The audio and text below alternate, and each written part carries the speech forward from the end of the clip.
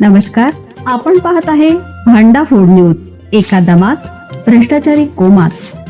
Social media, कर्जबाजारी, गुन्हेगारी, सट्टेबाजी, चोरी, मटका, जुगार, दारू, सावकारशाही, न्यायाच्या प्रतीक्षेत प्रशासन. भांडाफोड न्यूज. एका दमात भ्रष्टाचारी कोमात. नवीन दुचाकीची पूजा करत असताना वाघाचा हल्ला. छिन्न विछिन्न अवस्थेत मिळाला शंकर यांचा मृतदेह.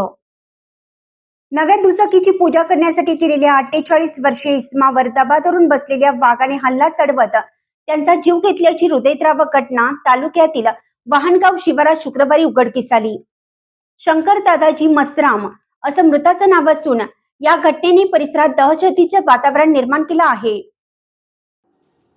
मूळचे वाहनगाव येथील रहिवासी असलेले शंकर मसराम वरोरा तालुक्यातील खंबाडा येथे वास्तव्यास होते. गावातील देवकार्याकरिता ते वाहनगाव येथे आले होते. ओढ्यात बसलेल्या वाघाने केला हल्ला. नुकतीच खरेदी केलेल्या दुचाकीची पूजा करण्यासाठी ते गुरुवारी सकाळी शेत शिवारातील मोहाच्या झाडाजवळ गेले. पूजा सुरू असतानाच ओढ्यात दबा धरून बसलेल्या वाघाने त्यांच्यावर अचानक हल्ला चढवला.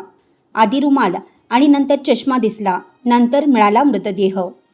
इकडे दिवसभर शंकर घरी न परतल्याने कुटुंबियांनी त्यांची शोधाशोध सुरू केली. अखेर शुक्रवारी सायंकाळी 5 वाजता स्मशानभूमीजवळील नाल्यात त्यांचा चष्मा आणि दुपट्टा आढळला.